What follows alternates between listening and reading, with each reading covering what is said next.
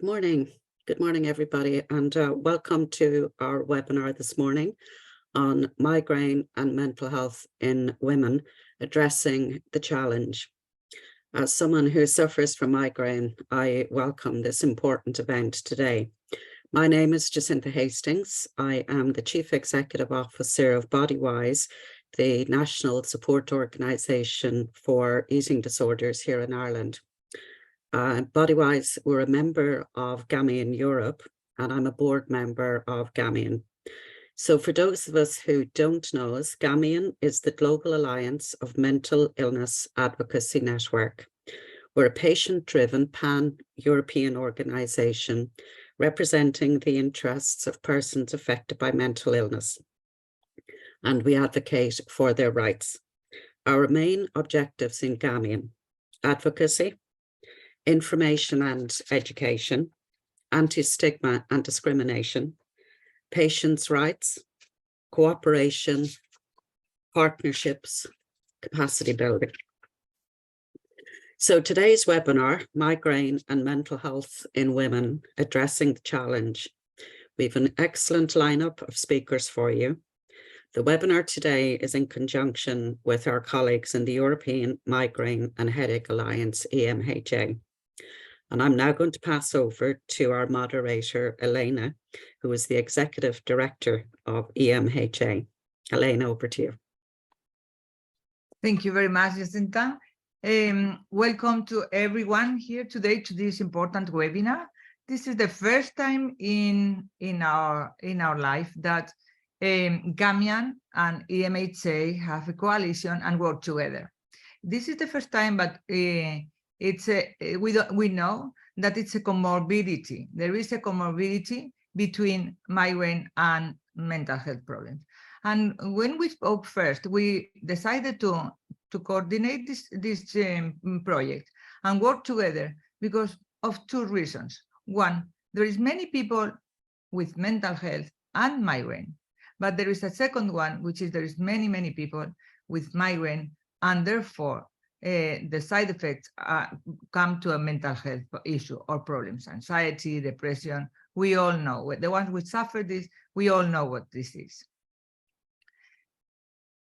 We have done this project starting by a survey that we ran. We got some results. We'll show you some results. And but this is not going to stay there. We want to organize roundtables and we want to change the world. We really want to change the world for those women especially, and to change the future. Our intention is to give hope and change the future for those women and those people that are underestimated and they are undertreated and they don't know that and they face a world in which they doesn't know how difficult and important this is.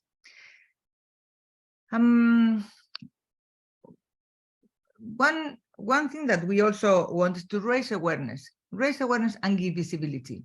Many times people don't know that what it is that is behind. People that is not in our positions, they don't know what happens. We need to give visibility. And this is a way to do it. And this is a very good way because we have today with us an extraordinary group of speakers that are going to give some light to this problem and this condition and this issue. So I'm going to, before I pass the floor to Chiara Semel, to Dr. Chiara Semel, I'm going to ask you for some internal things. It's first of all, micros need to be off while others are speaking. And for those who are not speakers, you will have a time after the conference for questions and answer.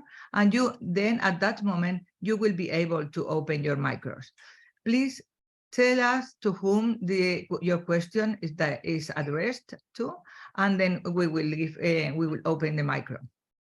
We are going to start right now, and I want to give the floor to Dr. Chiara Semel, who is a social scientist and epidemiologist by training, is the co-director of Informed Thinking, And she has been working more than a decade at the Institute of Psychiatry, Psychology, and Neuroscience in London. She transitioned to third sector research and policy work. And she led a big number of research projects and produced influential reports for various organizations, including the National Health System in UK, Trust, and also the European Commission. Chiara, it's your turn. Thank you so much, Elena. Thank you. I will share my screen now and show you my slides.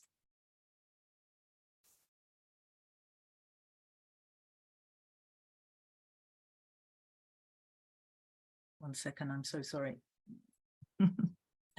This is always the way it covers up exactly what I need. Oh. I'm so sorry. Slideshow is what I need. Okay, so what I would like to do today is to present some key findings that we found from the research that we did in collaboration with the EMHA. And this was an amazing partnership, really, a joint project to really understand a bit better about the issues concerning women who experience severe migraines and a mental health problem.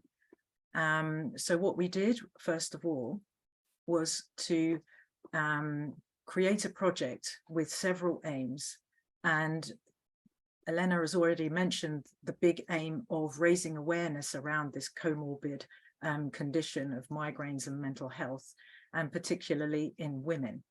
And what we wanted to do was understand the gender-specific challenges of this comorbidity, its impact on women and how it affected their quality of life. We then wanted to look at what their experiences are in terms of receiving care and treatment, and also to really think carefully based on the findings that we had to develop a set of recommendations for different relevant stakeholders, policymakers, employers, healthcare professionals. And really we wanted to help advocate for better care for women affected by this comorbid condition. So what we did was a survey, and we received 259 responses from women across Europe who experienced migraines and reported a mental health issue. We did this over a year, from December 2022 to January 23.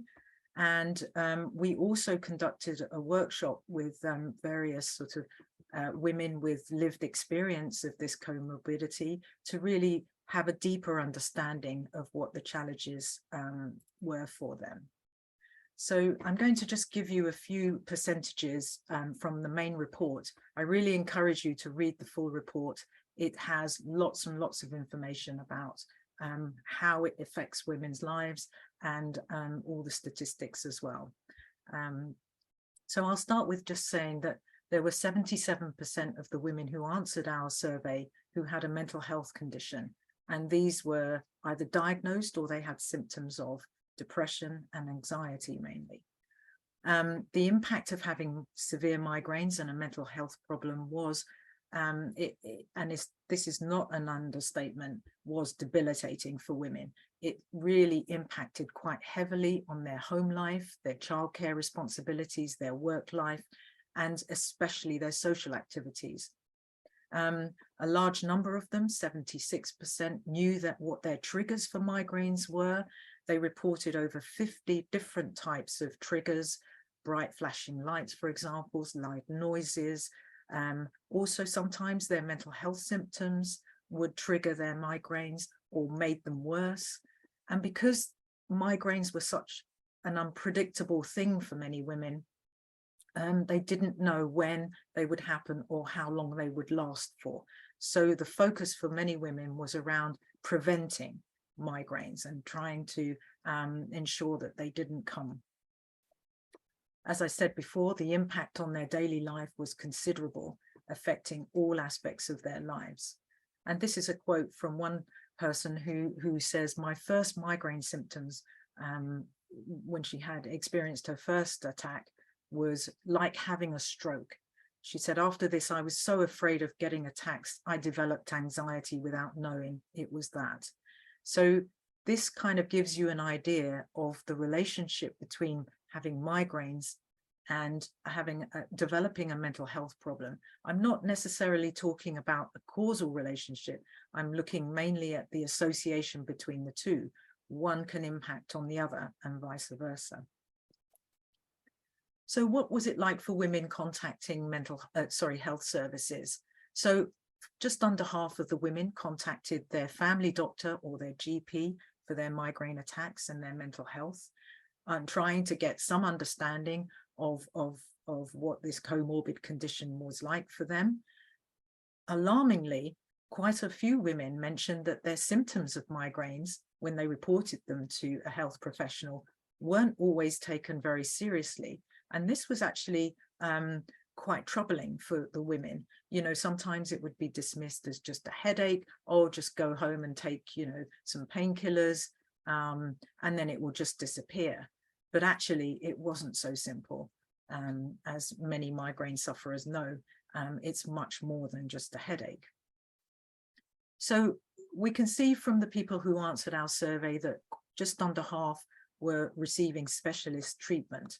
And here we have 48% were seeing a neurologist for their migraines, and 16% were saying that they were currently in touch with a mental health professional, whether a psychiatrist or a psychologist. And what they noticed from those contacts was that there was a great lack of awareness amongst these specialist clinicians about the connection between migraines and their mental health symptoms. And they found that very difficult, because what it meant was that they weren't necessarily receiving the right treatment. Often when they saw a special, say, for example, if they saw a mental health professional, they would have to explain what it was like to have migraines and how that impacted on their mental health.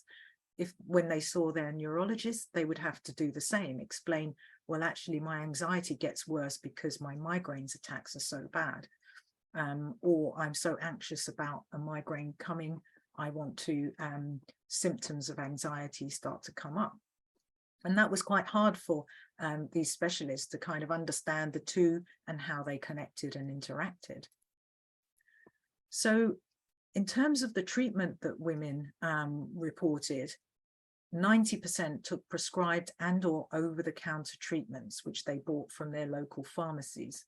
And this was mainly for their migraine attacks. So they reported many, many different types of painkillers or treatments, everything from Botox to beta blockers. And some women were very cautious about taking medications for their migraines because of other medications that they might have been taking for other physical health problems. For example, things like blood thinners, maybe for a heart condition or for other things. Now, a big emphasis was placed on women around using alternative treatments. So you see here 42% reported having taking vitamins, minerals, but also using alternative approaches such as acupuncture, massage, yoga, changes to their lifestyle, changing their diet, avoiding alcohol, and many of the triggers that they found to lead to migraine for them. So we had 30% of the women taking antidepressants or receiving talking therapy. Again, coming back to this point that women found that their migraines and their mental health were treated separately, and this wasn't always a great way forward for them. And while many women actually said they were fairly satisfied with their treatment and the care that they received from health services, there was 10% who actually were really struggling with the treatment and that it was ineffective for them. Many experienced side effects, which were really putting them off taking their medications for their migraines. And sometimes women with some forms of mental health problems like social anxiety, this would sometimes prevent them seeking better help or asking for better treatment. So I'm coming up to my last slide now. And so what we gathered from all of this information and the responses to our survey was really to develop a set of recommendations for health professionals, for governments and policymakers and researchers, and for employers. And what we were asking for and what we were suggesting and what we are suggesting, and you'll see a fuller list of recommendations in the full report, is a better understanding of this link between chronic migraines and the impact on mental health and vice versa. And for health professionals to really think more holistically about how they approach treatment for this comorbid condition. For governments and policymakers, we're really, suggesting and encouraging more investment in research and better approaches within health services in which to treat women with this condition.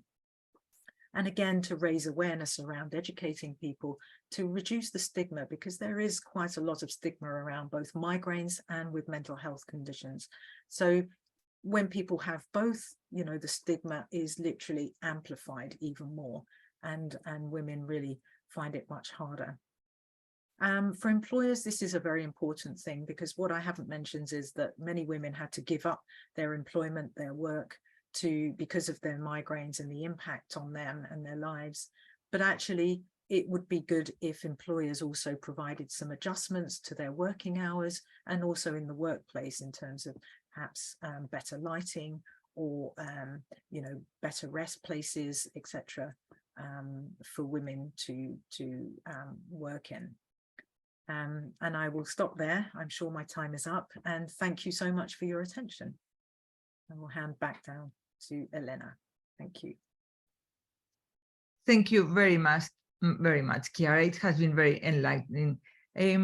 I know sometimes I know that we have so many surveys. We put so many surveys to our groups, our patient groups, but it is important. It is important to answer to them, because this is the voice of the patients, and the voice of the patients is the life of the patients. So what Dr. Chiara presented to us now is exactly what the patients go through and they live through, and through those results we go to recommendations, as Dr. Chiara perfectly did. Thank you very much for those results and for your presentation, which is really important to start advocating in this group, in this area. Thank you. Thank you. Then I'm going to pass the floor to Alessandra Sorrentino. I'm going to take advantage also to tell you that the EMHA, I didn't say it at the very beginning, the EMHA is an umbrella group in Europe. We represent 35 patient organizations from 25 countries. And Alleanza Cefalalci, she is one of them, is the Italian as patient association representing patients with migraine in Italy. Alessandra is a very hard worker, extremely committed with migraine. She suffered herself migraine from since she was 4 years old, and she's going to tell us better than nobody else what's a life and what's to live with migraine. I give you the floor, Alessandra. Thank you, Elena. I'm going to share my screen. Okay. Thank you. Good morning and welcome to everyone. Thank you very much for the opportunity to be among the speakers of this webinar. I'm very emotional, so you will forgive me if this emotion makes me forget a word or two sometimes. And I'm happy to be here to have the chance to share my experience as a patient, because as Elena has just told, my story as a woman with migraine begins when I was for a long time ago, when I was 4 years old. Today I am 40 years old and I've been suffering from migraine since my childhood. And I've been living with anxiety, panic attacks and depression for several years. In my long career as a migraine patient, I have often heard a sentence like this: you always see everything black. You're never optimistic. You're always tragic because you get anxious over so little. It's just a headache. What a story. Take a painkiller and it will stop. You're always sick. But you're sick again. How is that possible? And I could list many more. And I know that these words sound very familiar to all people who suffer from migraine. The first time I had a migraine attack with aura, I was 17 years old. I was away from home. I was together with my friends. I started not to see from one eye. I was unable to speak. The words were in my head, but I was unable. I can't speak. And half of my face and one arm were paralyzed. I was literally terrified. The first time I had a panic attack, I was 25 years old and I lived alone. I was at home by myself. I couldn't breathe. I was chattering my teeth, crying, and I felt pins in my hands and my fingers. And even then I was terrified. Both times I didn't know what was happening to me. And by consequence, I didn't know what to do to manage to handle the situation. Even during the aura attack, I tried to pretend that nothing was happening to me because I was ashamed. And it's weird because I was feeling bad, but I was ashamed. My first official diagnosis of migraine was when I was 23 years old. And the first time I was diagnosed with anxiety disorder, I was almost 30 years old. I didn't realize how migraine, anxiety and depression are related until 3 years ago. After 8 days of hospitalization due to my medication overuse headache, this is the moment when my relationship with my disease definitely changed in better. Why I'm telling you about these episodes? Because so many times I ask to myself, what would have changed if I had known from my childhood that migraine is a neurological disease and anxiety and depression are among the most common comorbidities? And the answer to this question is always the same. I would have started the right therapeutic path much earlier. I would not have persisted in looking for the wrong solution, wasting precious time. And I would have lived my childhood, my adolescence, and all my life much better. You know, being a woman suffering from migraine and depression is difficult. It's hard. Before I found the right treatment, I had 25 migraine days a month. And every month I was terrified of ovulation and menstruation because these are the worst triggers for me. And the anticipatory anxiety and the fear of pain tormented me every day and were another trigger of my migraines attack. And pain sometimes was so severe that I got panic attacks during the crisis. To survive the physical pain and also the psychological pain, every day I was taking all kinds of painkillers. And the absence from work, the give ups related to my social life made me feel guilty and inadequate. This was a vicious cycle from which I could not get out. So today I can say that I managed to improve the quality of my life and I find the right strategy to manage migraine and also depression and anxiety. And if I had to summarize my journey, I could sum up in 3 steps: awareness, communication, and action. And what I mean, awareness is because many people who suffer from migraine today still do not know that migraine is a neurological disease. For me, awareness has been perhaps the most important thing in my entire journey. Knowing that I have a disease, knowing that this disease has the dignity of being recognized as a disease. And so it's not just a simple headache, for me has been liberating. I was finally able to tell the world, hey people, I am sick. I have the right to be sick. And if you think about it, it's ironic. It's weird because you are proud to say to anyone that you are sick. Awareness is the first fundamental step to embarking on the right therapeutic path. Because if you know the disease, migraine, its symptoms, the triggers, you are also able to accept it. Because today we know that there's no solving cure for migraine, but there are a lot of strategies to manage it. So many migraine sufferers are obsessed with finding a cure that will make the disease go away. I was obsessed. And this obsession generates frustration and delays the possibility of getting either a correct diagnosis and a correct therapy. To know means also to stop living in silence, loneliness and guilt. And it means to stop feeling inadequate. To know and to be aware of what migraine is, it's essential also to find the right sources of information.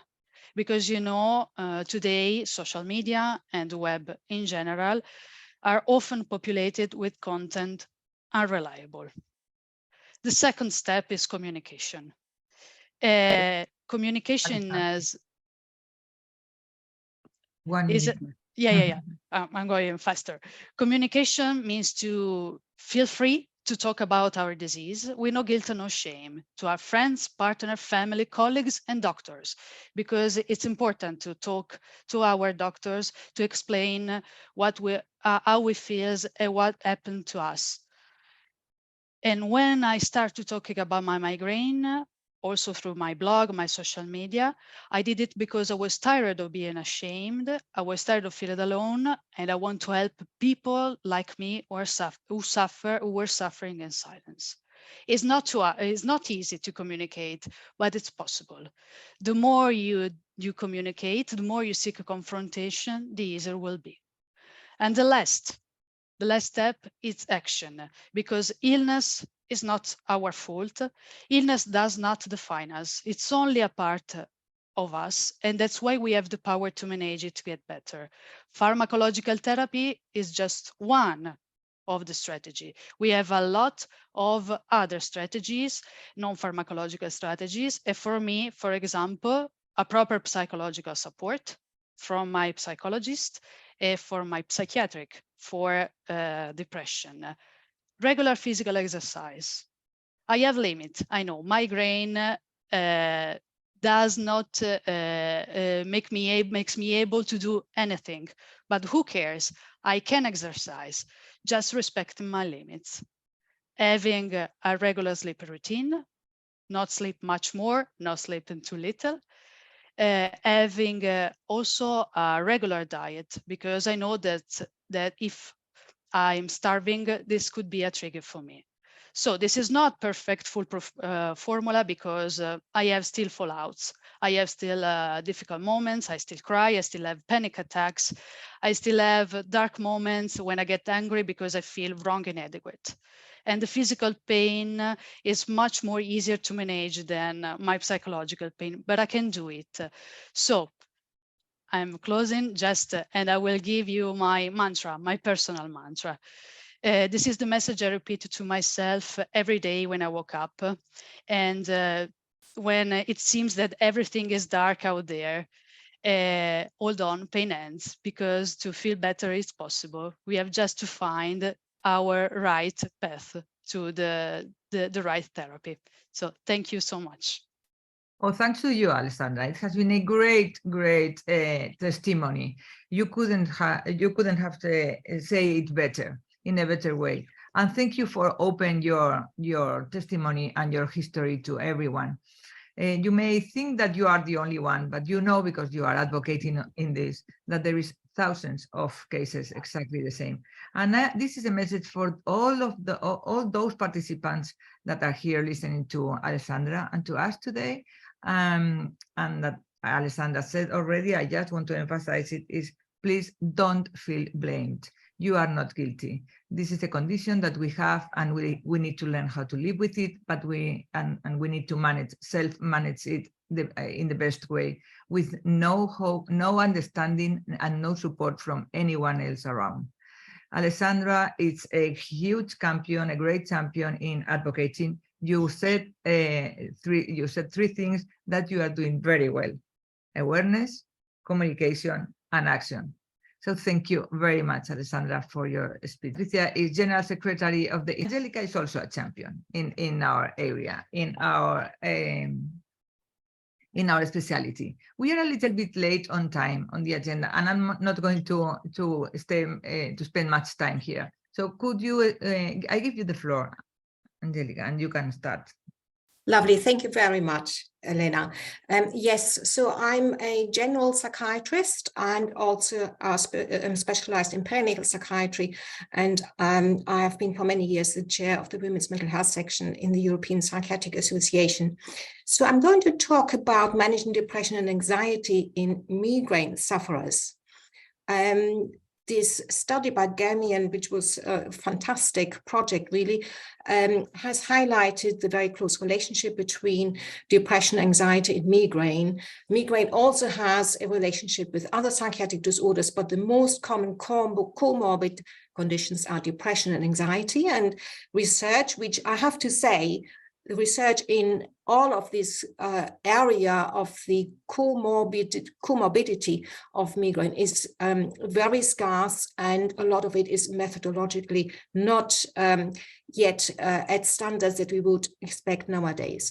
But I will tell you how I read the literature. So in people with migraine, the research has confirmed what the GAMIAN study has found, and that is that they are about 2.5 times or more likely to suffer from depression compared to those people who have no migraine. And the relationship is stronger for those people who have migraine with aura. And people with major depression also have an increased risk of migraine, so that there is a reciprocal relationship between the two conditions. And a very similar situation exists with anxiety. It has been found it is 2 to 5 times more prevalent in patients with migraine than in the general population. And conversely, in people with anxiety disorders, the prevalence of migraine is also increased. So people have wondered what might be the possible shared mechanisms. I think a few factors that have been discussed in the literature are obvious, and that is, of course, the stress that is known to cause both conditions. Another perhaps obvious factor is insomnia. And hormonal influences, we know, play a big role in the causation of depression in women with the menstrual cycle and the perimenopause, but also for migraine. Recently, we have also seen that there have been findings of shared genetic risk factors. If you want to look at what is actually happening at the chemical messenger level, there is some common ground in serotonin dysfunction. It's also been discussed that inflammation might play a role. And recent theories of how migraine is developing in the brain is that the depression, that is the excitation of brain cells, followed by a depression of brain cells that migrates from the back of the brain to the front and causes aura symptoms and others. It is thought that this makes the brain more sensitive to perceiving sensory stimuli and also processing emotions. So there are many different ways of how these two conditions, or three conditions rather, could be related. Now, we know that there are enormous consequences of the comorbidity. First of all, it has been shown that there's a higher risk of migraine becoming chronic if the patient also suffers from depression or anxiety. For depression, there is also an indication that the more severe the depression is, the more likely it is that the migraine becomes chronic. there's also a higher risk of medication overuse in those who suffer also from depression and anxiety. And of course, it complicates management. And looking at it from a disease burden point of view, it is of course meaning that, as we have heard from Alessandra so beautifully described, that it really makes life so much harder for sufferers. And for society in general, it strikes me that both migraine, depression and anxiety are always at the top of the list when we look at the publications of the WHO, for example, when they list conditions that have the highest impact on economical considerations, i.e. healthcare costs, but also costs involving work performance, etc. So there is a high cost to the individual and to society. We have not worked out yet what the combined occurrence of these conditions cause, but I would expect that it is extremely high up on the list. So it is extremely important to treat this comorbidity. Unfortunately, we haven't got much research evidence, or in some areas, hardly any. And there are no guidelines to help the clinicians. So I think, first of all, one has to think about what is not happening, as we have heard from GAMIAN studies, from the GAMIAN study, that many clinicians are not aware of it and therefore are not looking for anxiety and depression in migraine sufferers, and vice versa. In mental health professionals, we are probably not looking for the contribution that migraine makes. So it is extremely important that one should routinely screen for psychiatric comorbidity in migraine sufferers. And that should not only be at primary care, but also secondary care level. And it should be done, in my opinion, at the first appointment and then in regular intervals whilst the treatment is progressing. And then, of course, we have heard about the importance of lifestyle interventions, which help both conditions. I'll just talk a little bit about how depression is normally treated in mental health, and I will just talk about what we do in the UK and follow the NICE guidelines. And it's very important in the UK to distinguish between less severe depression and more severe depression. So in less severe depression, we would use psychological interventions as first-line treatments, and in more severe or very severe depression, we would probably use combined treatment as the first line. And for those who are interested, there is, you can read about the different steps in the NICE guidelines online, which are freely available. I just wanted to show you with this slide here, you can see the choice of interventions according to what the panel thought were the most effective and according to the appropriateness for the level of severity of the depression. You can see here it starts on the right-hand side with guided self-help and then moves on to cognitive CBT in groups and so on. And then you can see that antidepressant therapy comes rather late. And for more severe depression, as you can see from the first mentioned after the arrow, it is individual. So that's the highest and probably most costly form of psychological therapy combined with antidepressants. And I don't want to go into details for the management of comorbid anxiety disorder, but the recommendations in Britain are very similar. Now, what about psychological therapy specific to migraine? There have been a number of studies looking at the effectiveness of CBT, which was summarized by Bay and colleagues. But of course, other elements are also important, and to some degree, these have been incorporated in some models of CBT as well, and that is patient education, but also relaxation training, yoga, biofeedback, mindfulness, and you probably have heard about the approach of learning to cope with triggers. but the evidence for those other that are not CBT is relatively slim up to this point, and I really think we need to have much more research for this very important condition. Now turning to drug treatment, and I will just go through those treatments that might be effective for both conditions at the same time, so you don't have to take several drugs, but just hopefully have one drug that will address both conditions. And those concern mostly venlafaxine and amitriptyline. Again, I have not found studies that actually, good studies that looked at the effectiveness of these medications in this comorbid condition.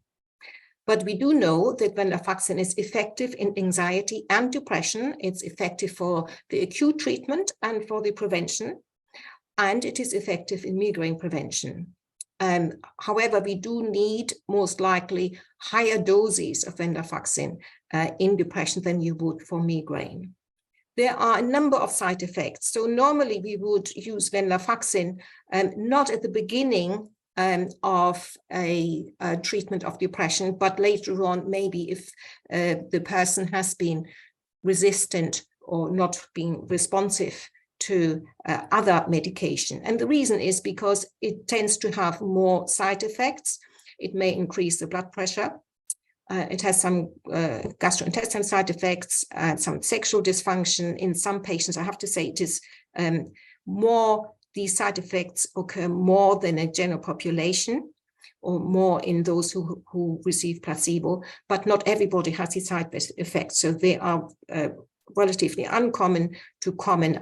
And then what you see sometimes, if you try to stop the medication, you will get discontinuation symptoms, so that the medication has to be gradually withdrawn. Now, important for migraine sufferers is, of course, whether these medications would interact with others that you would take, for example, triptans, in order to treat the acute migraine. And theoretically, there could be an interaction, but in reality, this is very rare. It's called a serotonin syndrome, and the person who has taken this medication could be asked to be aware of any symptoms like this and seek help if that occurs.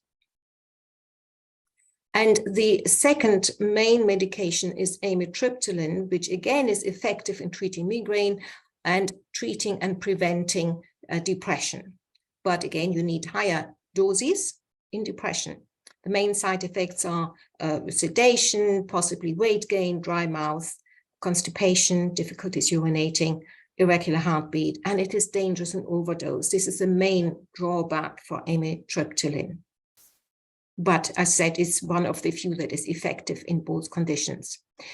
Now, propranolol is, of course, often recommended for the prevention of migraine attacks, but we in Britain do not use propranolol for either anxiety or depression.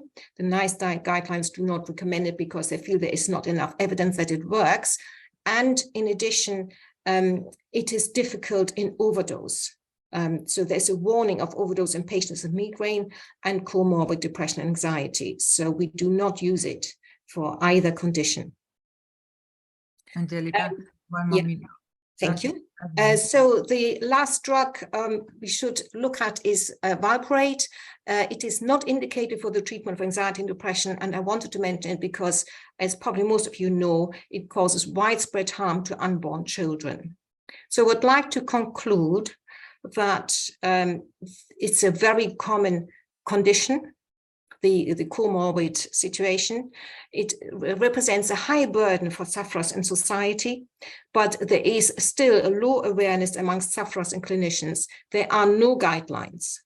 So I think my suggestions are very similar to Chiara's, and that is we need to raise awareness, and also for GAMIAN, the general conclusion that we need a lot more research. I think it is a great pity that we cannot rely on more research. I think that's a very urgent situation that needs to be addressed. And I wondered about whether it might be useful to establish a European consensus panel to establish recommendations for management on the basis of what research we have available at the moment, but hopefully we will soon have a lot more. Thank you very much. Oh, thank you. Thanks to you, Angelica. It has been a great presentation. I think you tackled the very important points, such as the lack of research. It is extremely important that there is more funds and more support in research for mental health issues and neurological conditions, diseases, which is not at this moment. I think you mentioned something important too, which is prevention. We really need to look after prevention. And in your list of triggers, I would say that the first point in the list was stress. I want to tell and I want to share with all the participants, all our listeners, that yes, stress is very bad. We cannot do so much around stress. We could do something, some little things, and to have it under control.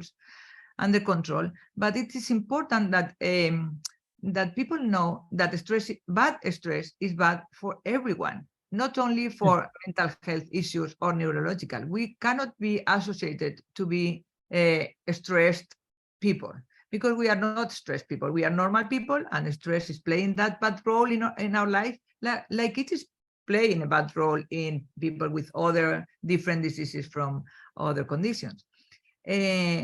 Because we get stressed because we know we are stressed, and it increases. We increase the stress, and we need to know only that this is normal. We need to know how to lower the stress and keep calm and so on. But I thought it was very important that you mentioned this, because when we hear the society, the public society, many times they tell us, you have so many migraines because you are too stressed. And it's not. I'm normal. I'm following a normal life, and I have this condition or a mental health issue. So thank you for raising this topic. Research is extremely important. The brain is extremely difficult, and it needs more funds and more political, I would say, commitment and involvement in that. Thank goodness we will have an MEP here with us afterwards, but I'm going to give the floor now to Dr. Patricia Pozo-Rothschild. Patricia, I know her very well. We're working in close relationship with them from EMHA, with Patricia and with the best scientific and experts in Europe. Patricia is one of them. Patricia is one of the best experts in Europe. And I can tell you that I don't know how many hours Patricia's days have, because she is so extremely active. She's everywhere. She's doing so many things, and she has done more than 40 clinical trials, and she is now involved in so many others that I know. But she has one extremely good thing too. She's very close to patients. Whenever we ask her to participate with us and to help us in a project or in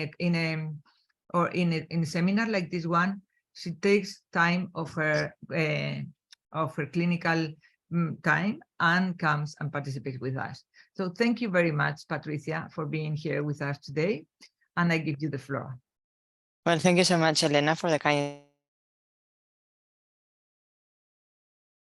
introduction and for inviting me to share some of, I would say, knowledge. No? Okay. You can't hear me? I can hear you. It's okay. It's okay. Yeah, it's okay. Okay. Thank you.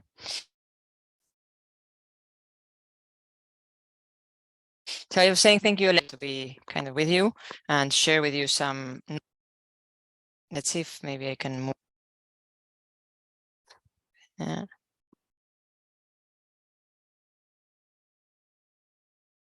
I have a feeling that maybe.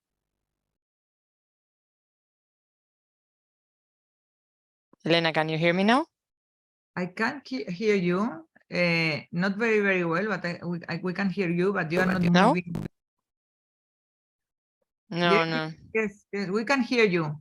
Yes? Fine? Yes, fine. Strong enough? Okay. I'm not sure if it's this little button here. Let's move on and maybe So these are my disclosures. I am also the honorary secretary of the International Headache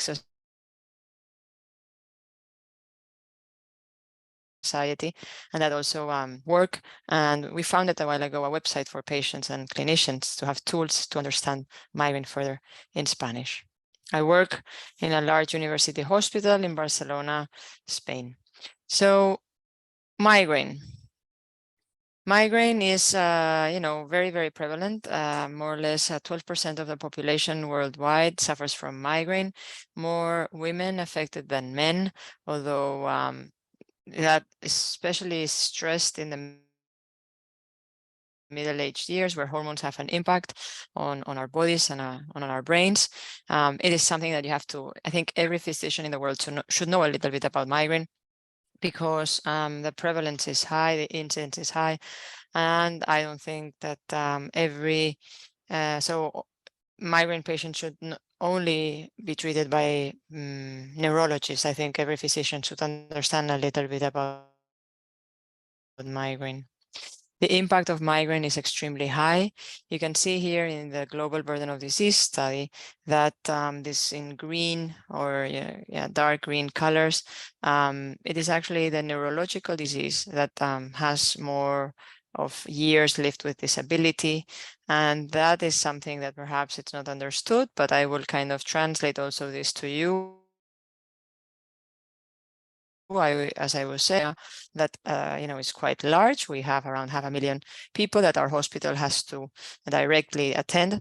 And as you can see, the middle-aged years are still nowadays in our pyramid of age, still the majority of the people that live, for example, here in Western Europe, which means that in the years where migraine is more severe and impactful, there's still a lot of people suffering from it. So we have to take care of this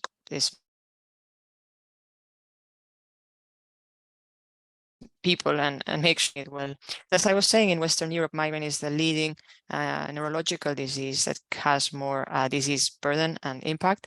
And if we compare it sometimes with others, you can see that stroke is number 2, Alzheimer is number 3, and medication overuse headache, which is, I think, as more chronic and severe expression of migraine, is number 4. So really headaches are up there, and we have to kind of take care of them. Many people don't understand what disability and burden means in migraine. I always, a while ago, I translated this into a more perhaps comprehensive way. And I would say that if a patient comes into my outpatient clinic and shares with me that she is 54 and that her migraine started when she was 14, or at least to be more severe and disabling, and that she has 2 days a week of headache and migraine, that adds up to 8 days, which in our classification is not, too terrible. You could say you're starting what you could say the high frequent migraine degree, but then you multiply all of this, and it actually adds up to 10 years of your life where you have not been able to do what you had to do. So you're actually subtracting or losing time, or you can even add it on, saying that it's, you've lost 10 years of your life. And it's like if you had only lived for 43, or there's only, less years left to do things that you have wanted to do at a professional, at a personal, and at social, so friends and social level. 1,000 million people in the world live with migraine, and there are 82 million attacks which are happening at any given day, and that already tells you a lot about the burden. What happens though with migraine patients? You were just mentioning, there's this thought or belief that everyone who has stress and has migraine, or headache, it's just, take it easy, take your life easy. This is something that you just don't know how to handle. And I don't believe that's kind of really true. Stress can trigger a migraine attack, but it's not only about stress. And as far as I see it, in migraine at least, most of our patients who actually suffer from depression, it's very much I would say a consequence of not managing well migraine already from the beginning. So the thing here is that we have this kind of belief, I would say, that we are all more or less the same because we are human beings, and that differentiates us from other species. But really, you know, when you look at an anatomical level, and nowadays we can check this using MRIs, you might say that we are all maybe the same or not. Yes, not really. I mean, some people have a wider head, others, you know, different, more or less. You could say black spaces, we call them ventricles in the brain. Well, maybe we are similar, maybe we aren't. Then nowadays we can also do PET scans to understand where or how the brain functions, where it actually is using glucose or other metabolites. And that's interesting too, because you start to realize that perhaps, no, we are not all the same. You know, I am not George Clooney. Yeah, he would like to really be me, if you want to know the truth. And actually, maybe George Clooney has migraine and I don't, you know, who knows? I mean, just by looking at someone, you cannot see or say whether they have depression. And that there comes a big question, you know, why is this happening to me and not to another person? And that goes to genetics. Migraine is a very genetic disorder that actually creates a brain which responds and delivers, you could say, or has migraine, you know, in a very easy way. If you check, depression is not in this list. That this was this study done by the Brainstorm Consortium, where all of the GWAS data coming from studies that were done with genetics actually looked into the heritability of mental and neurological disorders. And you see that number 1 is epilepsy, number 2 is schizophrenia and obsessive compulsive disorder, and number 4 is migraine. Depression is down on the list, but it is not one of the main heritable diseases, which might tell you also that sometimes it's also a consequence of a badly, as I was saying, treated and managed disease. Sorry. Then we have to go and check, because that gives us a lot of information of what migraine is about.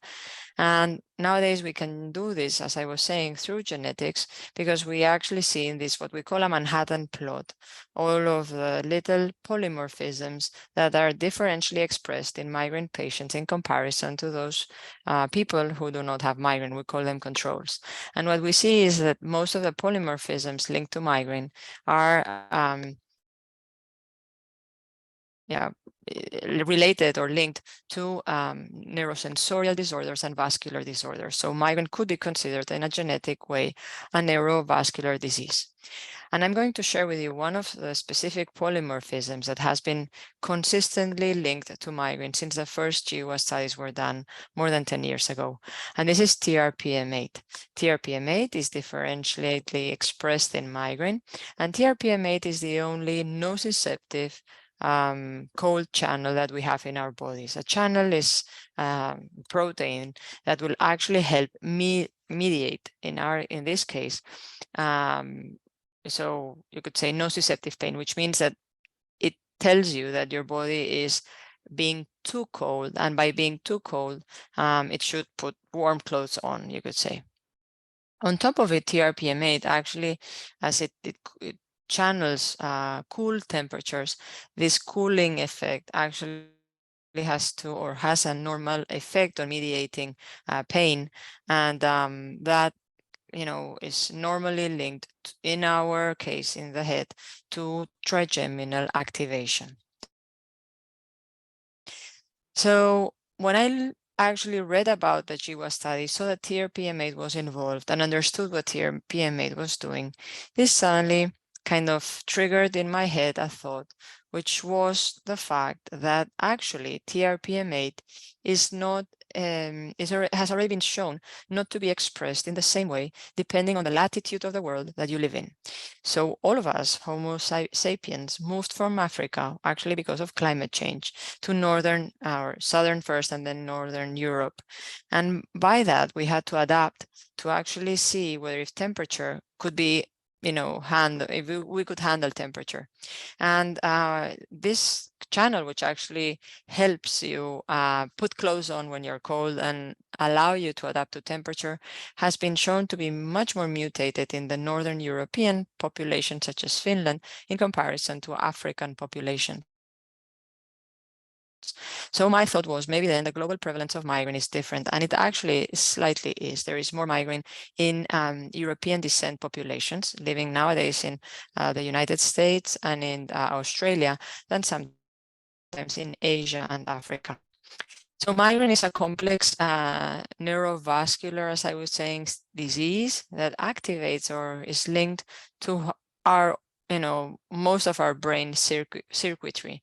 So it has to do with a nociceptive system, the senses, the trigeminovascular afferent system that tells you a lot about inflammation and why pain is there.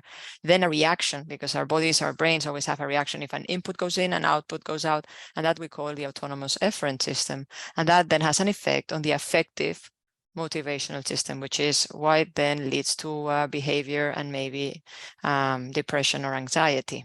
But it's a part of the whole thing. It's just not. Moreover, in migraine, we have been able to actually anatomically follow, you could say, or see how during an attack, different parts of the brain get lighted up. And that actually links very nicely to the biology that we understand is happening during a migraine attack and during migraine as a disease. This, all of this knowledge 30 years ago led to the kind of, led to the discovery, you could say, of the fact that the inflammation that was causing pain was caused by the release of certain neuropeptides.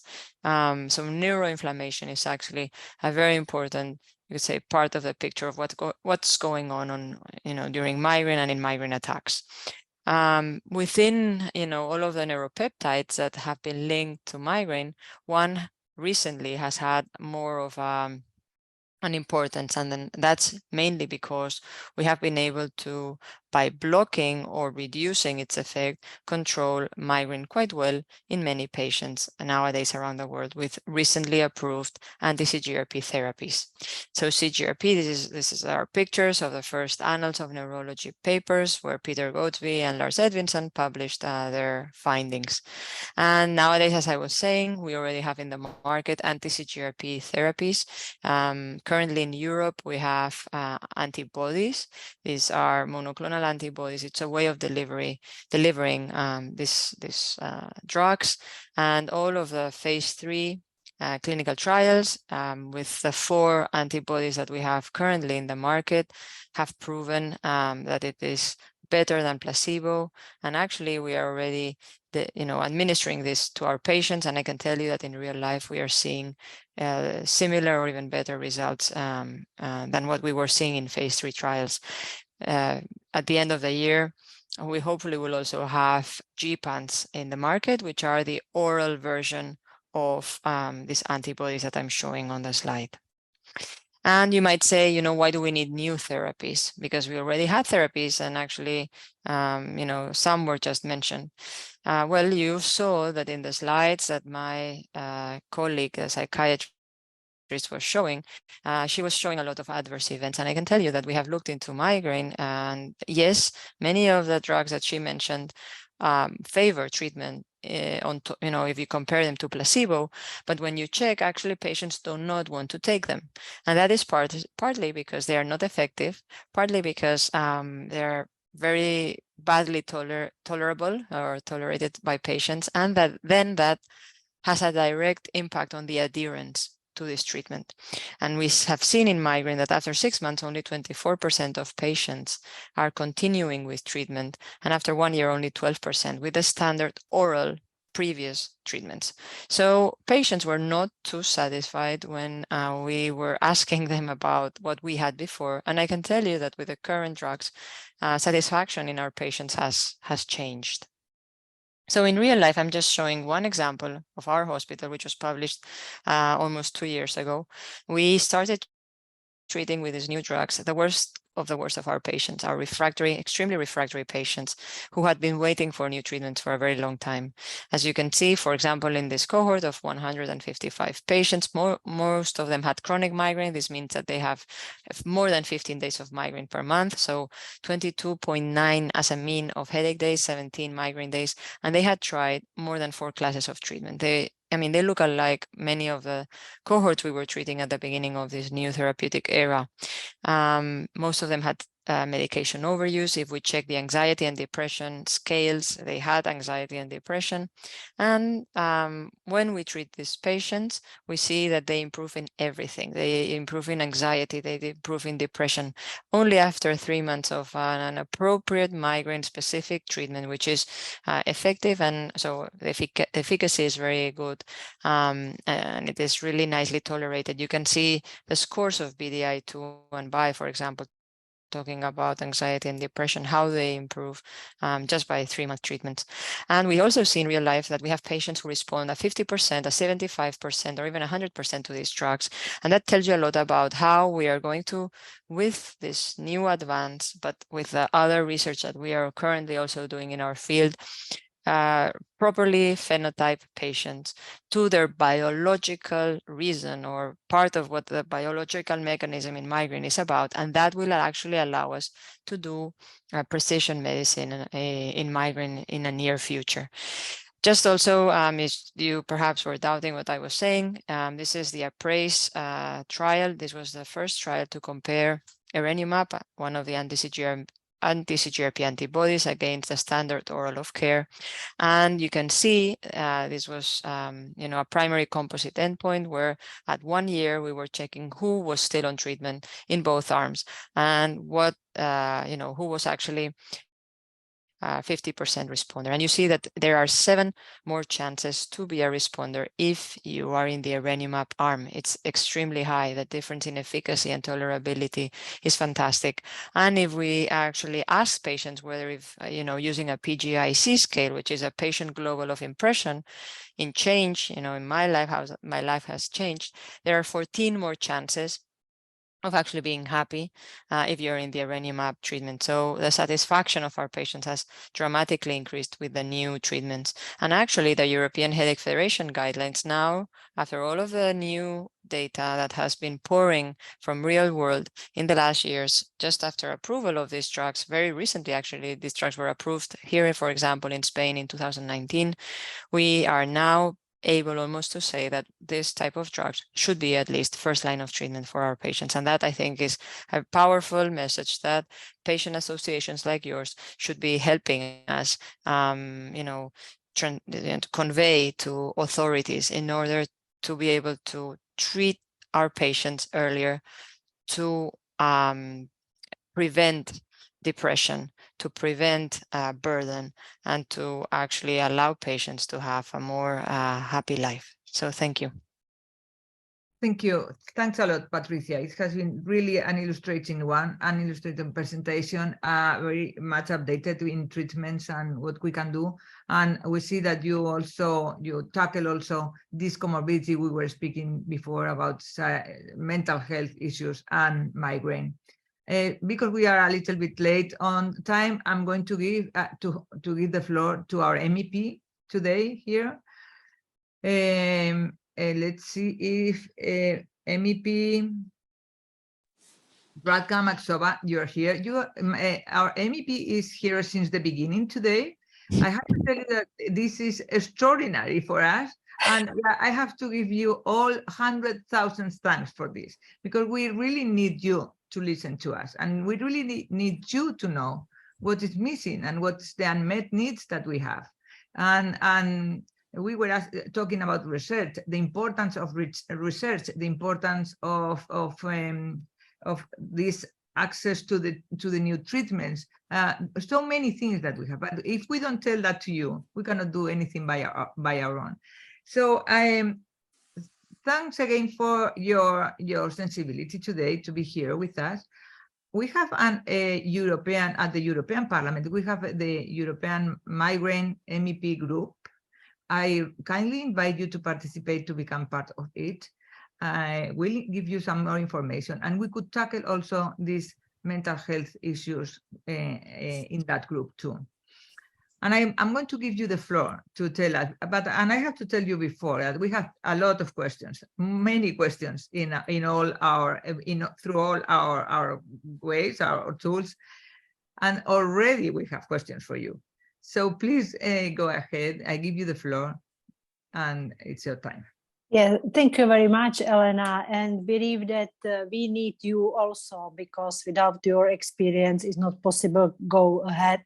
And thank you for very interesting presentation, which I could see and write notices. It's very really valuable for me, and also I am very happy to be here and discuss and listen what is new in relationship with migraine and mental health, and understanding that relationship between mental health and migraines is crucial for providing comprehensive care to individuals who suffer from migraines, as I see. And I want to highlight a few points, maybe key message from our side, from European Parliament, because you said research and funding is crucial. Yes, it's crucial, and we need to focus on prioritizing funding for this research on migraines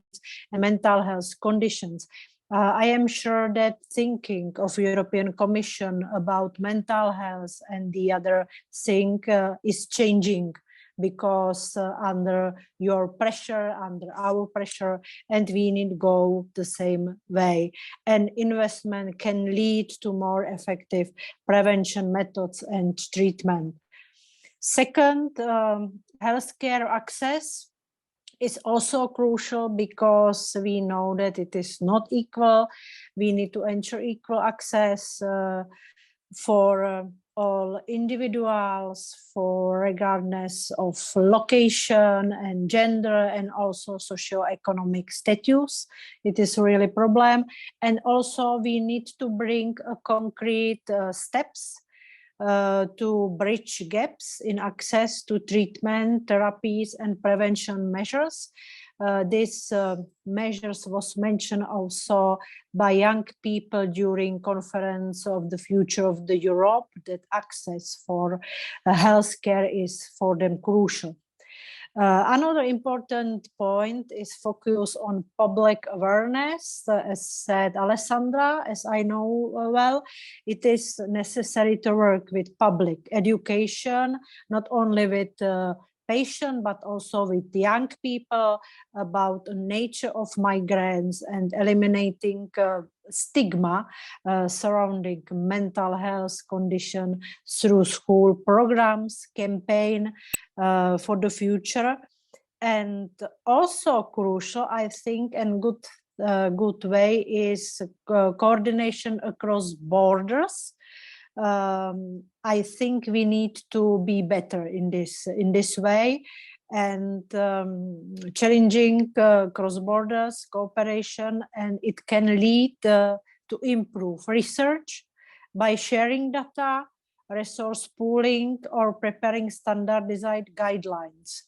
And last but not least is legislative challenge. And this is also a task for me and my colleagues to push European Commission and policies mandating increase research, funding, improve healthcare access, and education initiative.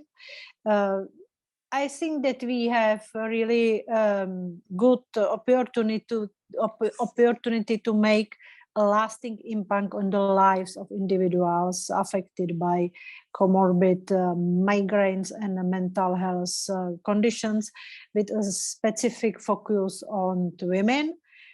And also we should prioritizing reducing the stigma around it, as said Alessandra, and we can work together for healthier future for everyone. And last point is that we should stay strong and push European Commission for strategy for mental health, including migraines and connection with mental health, because a lot of young people is suffering this disease, and it's danger for our future, and we need to help them how we can.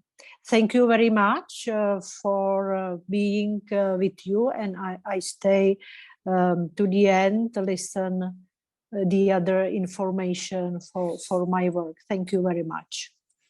Thank you, MEP. Thank you very much, MEP Radka. Thank you for your commitment. We will ring your bell. We will call you many more times because we need to move forward this situation. And I have the first question for you. How do you think policymakers should prioritize the intersection of migraines and mental health in women, especially given the high prevalence of comorbid conditions? What are some key recommendations that GAMIAN-Europe and EMHA suggest for this, and what do you think you could do? Really, I am happy that we have pushed, I think, 4 years, European Commission to take awareness about mental health, how it is crucial. Now we have something like comprehensive approach of mental health, and now we need to work more deeply and try to prioritize migraines, depression, and so on. And I think that our cooperation, MEP with GAMIAN and the other association or organization concerning mental health is really, really good. And you are very helpful for our work. And I am sure that we take resources from you to push in each resolution concerning mental health and the other. And now we have here comprehensive approach for mental health in European Parliament, and we are working on amendments to this. And if you have any new idea how we can put attention to migraines and mental health, we can do together amendments and give it to our report, because I am a member of the SAN subcommittee, and we can make amendments, and this is my help. No, thank you very much. That's a huge help. And it gives us, all the patients, a big hope too, knowing that someone is going to listen to us. And I have to tell you that I have been going to the European Parliament for the last 20 years. And sometimes you go there, there's an MEP that hosts you, and then they disappear, you stay there and nothing happens afterwards. And we stay with this impression of, well, they are not interested in us, they are not considering us as an important thing. But our lives are completely conditioned by our diseases, by our neurological and mental health problems. So really, really, we need you. Thank you very much for being here today and for listening to us when we will call you afterwards to create new projects and activities, and really to leave something tangible to the world and to the future generation. We need to live a better life to our future generations. It is our responsibility. Thank you very much. Thank you. Thank you. I'm going to put the next question to Patricia Pozo. Given that only the 38% of women are satisfied or very satisfied with their current treatment for migraines, what advances in your medical treatment for migraine do you anticipate in the near future? How can they better address the comorbidity with mental health conditions? Well, my first wish would be for treatments to be started earlier. We know that we are treating patients too late in migraine. We have that data showing that migraine is underdiagnosed and undertreated, which means that sometimes when patients receive treatments, their migraine even severity has been chronic for more than sometimes 2 years of chronic migraine, 5 years, 10 years. And that is something that I think, should be our first step. So it's actually increasing access to treatment, making treatments more accessible and quicker within the disease evolution, I think already would be a great advance. And then, as you were saying, yes, the drugs that we have nowadays, the treatments that we have nowadays do not help everyone. And that has to do with, more research that has been, has to be happening. I think that, as you know, there are other peptides that are being studied to be blocked and maybe also will be helpful for some, such as backup and maybe even potassium channel blockers. So hopefully that will be also something to be developed in the future.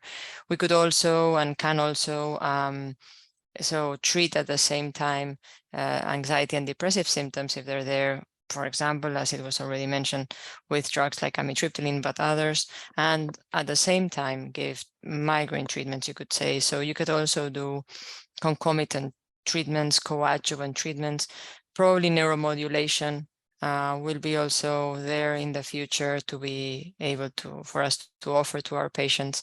And finally, I think that we will be in the future also able to probably do some type of epigenetic even or genetic treatments. So as far as I have seen medicine evolve in the last years, I mean, modern medicine, usually when a new type of treatment or technological way of delivering treatment happens, then little by little prices decrease and it becomes more available to diseases such as ours, which are so prevalent. So I have a hope that all of these new genetic treatments that are being developed for rare diseases will actually have also a role for more prevalent diseases such as migraine and depression in the future.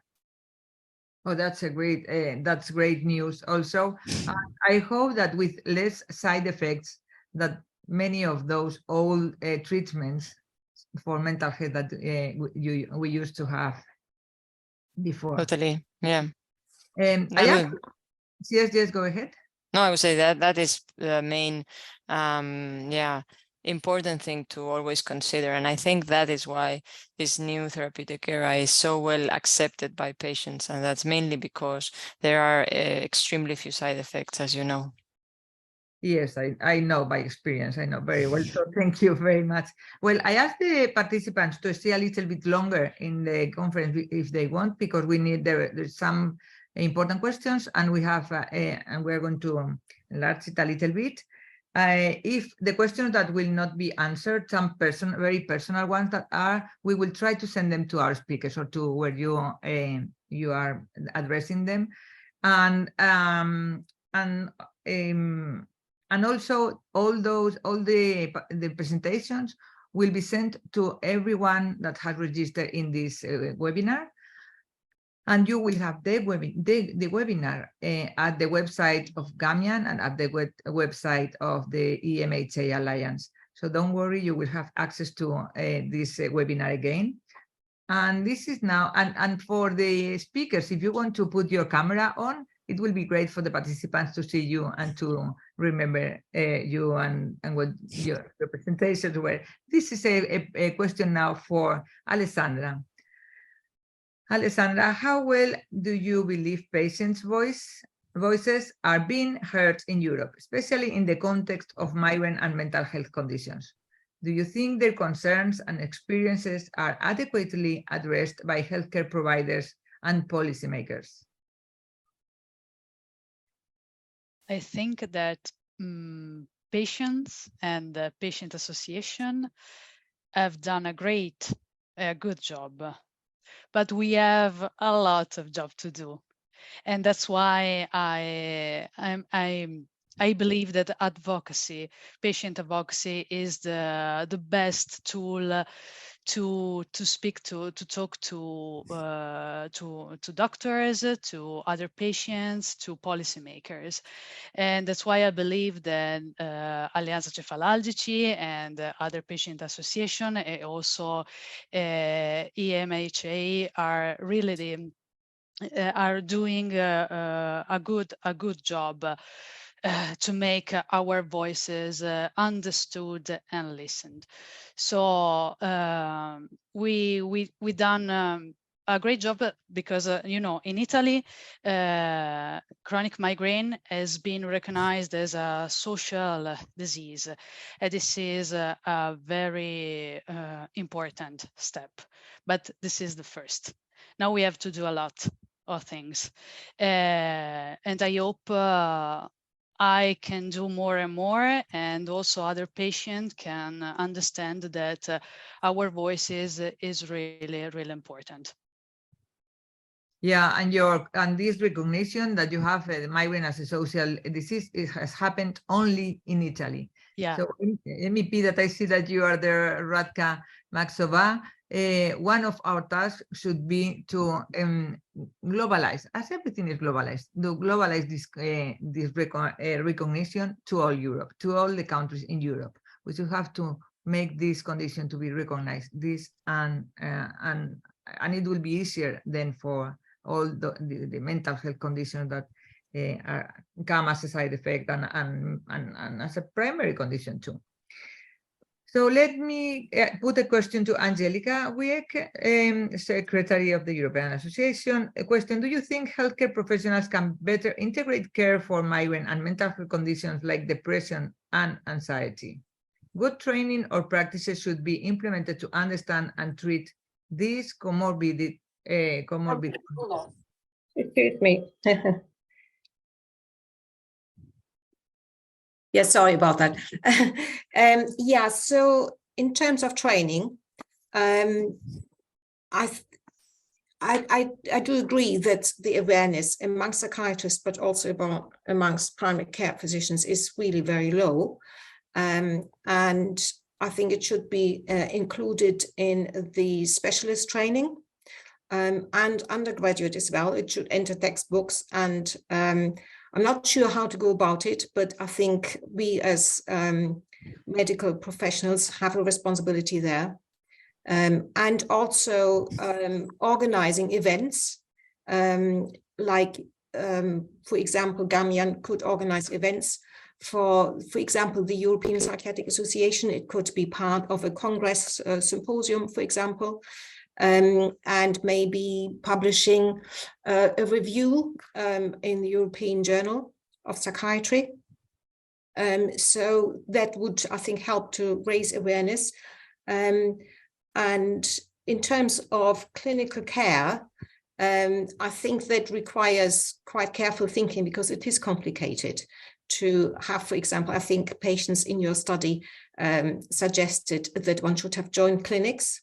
That is quite expensive to organize and difficult. But I think what I would in general suggest maybe is that two things. One is to establish maybe a European panel of experts from neurology and psychiatry and primary care, maybe, and also including sufferers. And then that this group conducts a literature review, identifies research priorities, and identifies recommendations for clinical practice, as far as we can tell from the limited research that we have. I think that would be one way forward, but also maybe recommendations for raising awareness amongst clinical staff. And the second, I was wondering, and that is based on an example from the UK, which I've been involved in. We have raised awareness about perinatal mental health and its cost to families and the development of children. And we have commissioned an economic analysis of not treating these illnesses, not identifying and not treating these illnesses, what kind of financial burden this means to society in the next 20 years. And it turns out that because these illnesses are so frequent, it's an enormous financial burden. And this was a very persuasive argument. And this was then carried to our parliament, and several seminars, our groups organized several seminars with politicians, etc. And the result of this was, after a lot of effort, I have to say, that the government actually has sorted this problem. And from having very few specialist services, now the whole country is covered, almost the whole country is covered with this. So I just wondered whether we can learn from this and do something similar, like have a consensus recommendations across Europe and maybe an economic analysis. All right, very good ideas. We are going to start planning those global congresses and global meetings with all of us. including policymakers, of course, patients, science, and policymakers, of course. I'm going to put one last question to Chiara or Patricia, or both, and then one to Alessandra. And I think we are going to close it already because it's we can stay here for much more time. But the question is, the report highlights the difficulties women face in accessing holistic health services for both migraine and mental health conditions. What are your thoughts on creating a multidisciplinary approach that involves both neurologists and mental health professionals to better patient care? Well, I can make a couple of general comments, which is that we've noticed now in a lot of the work GAMIAN-Europe have been doing, that we've been looking at other comorbid conditions like cancer and mental health, for example, and also physical health and mental health generally. We've noticed that actually there's a disconnection between health departments and specialisms, and everything is treated quite separately. And I think there is some scope. I know Angelica said it's quite costly to try and combine specialities and joint departments and so on. But I think there is something about better communication between the departments. It can be quite difficult.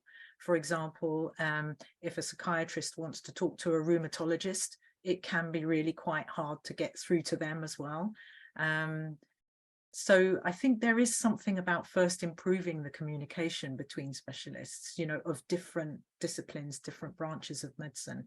But I think that's becoming increasingly important, especially for this comorbid condition of migraines and mental health, but also others too. So that's just my general comment, just from. Yeah, that's a very good one. And Patricia, you are on the field.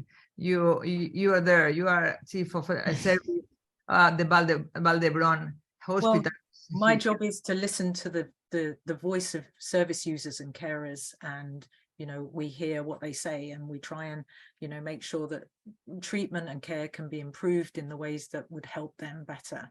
So Exactly. that's, yeah, sorry. Yeah, no, exactly, Chiara. That's why I think that we need to listen to Dr. Patricia Pozo, who is in the field. He is a professor there at the hospital. He has a huge department there. What could be done? What do you need? How could we help the patient organizations to improve the situation? Well, I think this type of webinars are already, as Chiara was mentioning, so it's a way of, I think, establishing bridges, of collaborative bridges that then come up with an idea like the ones Angelica was mentioning.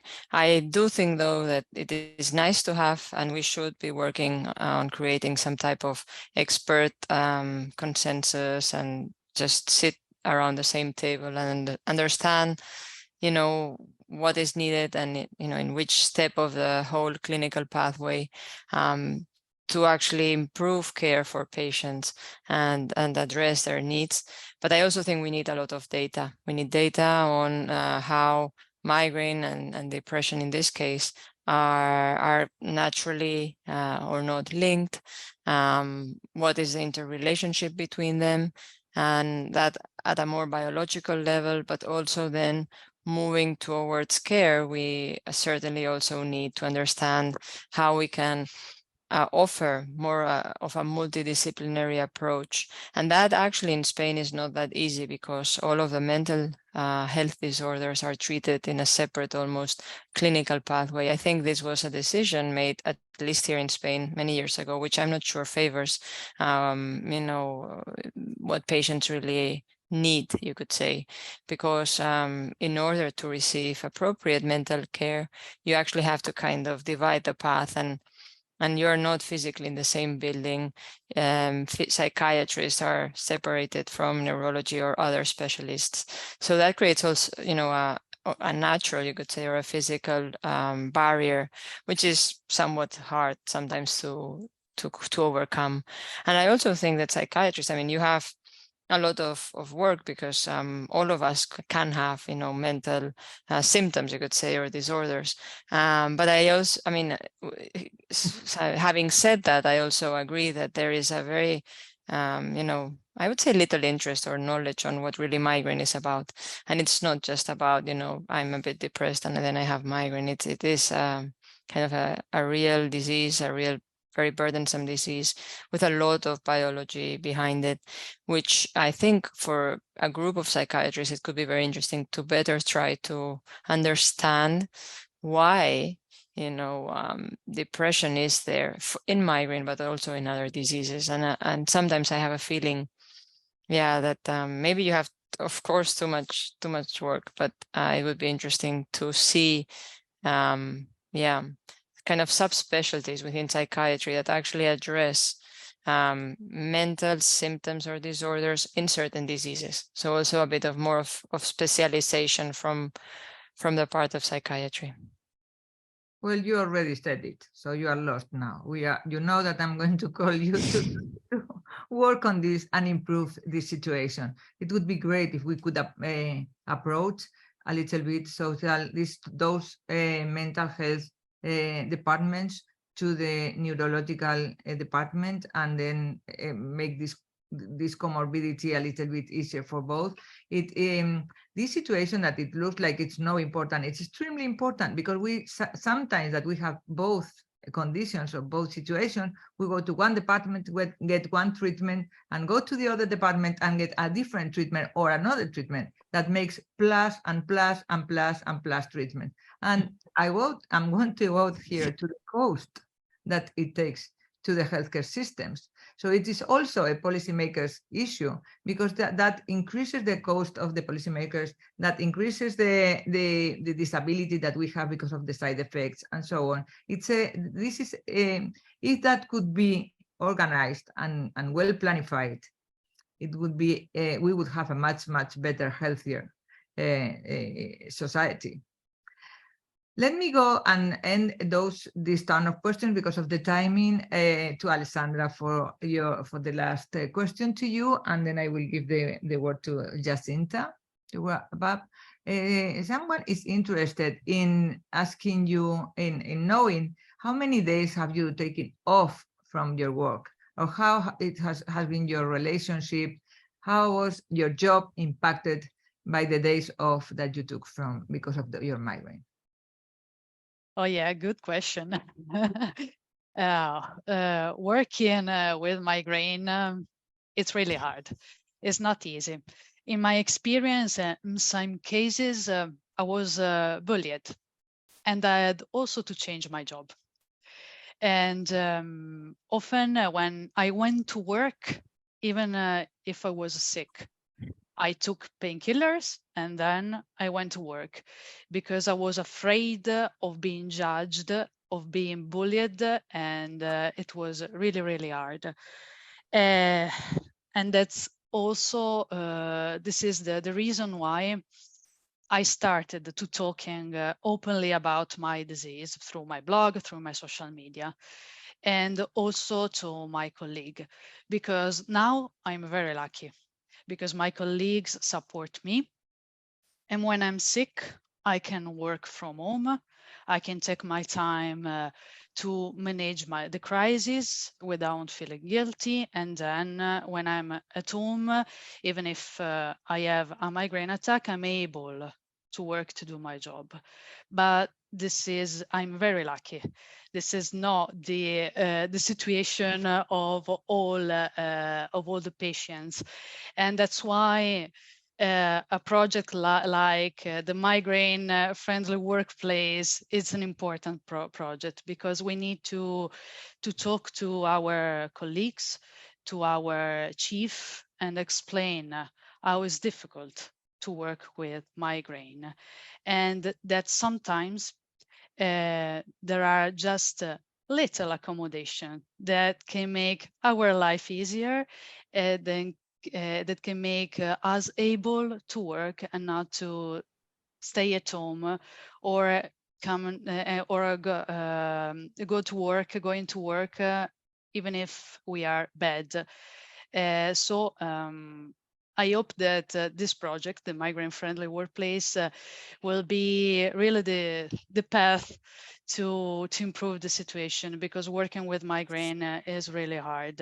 And sometimes I am lucky, but a lot of people I know that lose their job for this. So and it's not this has not had not to be the rule.